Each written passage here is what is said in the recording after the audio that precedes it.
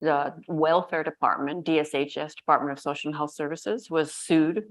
And as part of the settlement, the federal government mandated that every employee in the state of Washington had to receive 16 hours.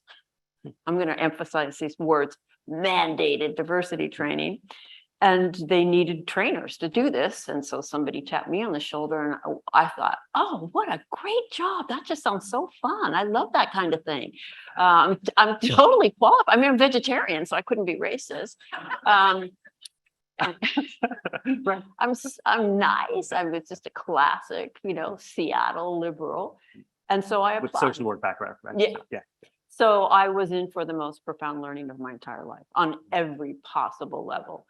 So because the first thing that happened is they sent us out in interracial teams. So I'm working side by side with people of color who are challenging me in the way that I see the world and the way I see myself in the world.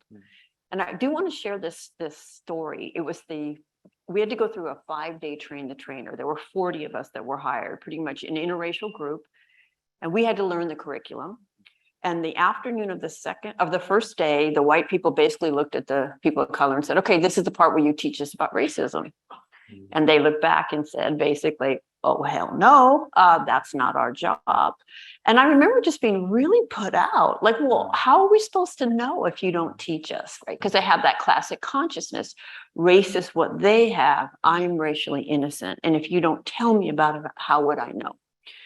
And I'll never forget, in the middle of all this tension, this white woman calls out into the room, all the white racists, raise your hand.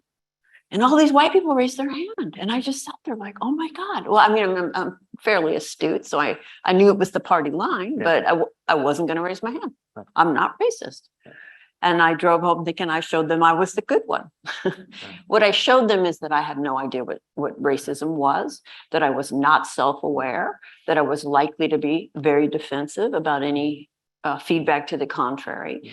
And I look back now and I think, what a brilliant move. In 1 second, she just called that out and revealed where the room was at in their understanding.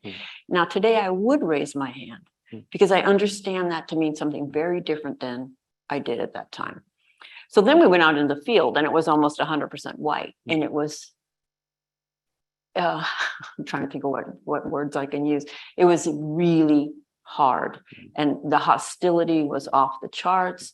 We were often in 100% white rooms with white people complaining bitterly about not being able to get a job anymore because of affirmative action. And you're looking around going, where are they, that are taking your jobs? So it wasn't rational, but it was very real in the emotions.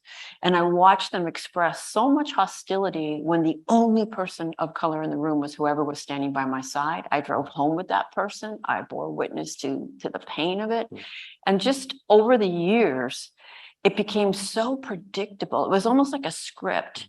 And I just got better and better at articulating how we pull that off, how we live such segregated lives and yet insist that race has no meaning.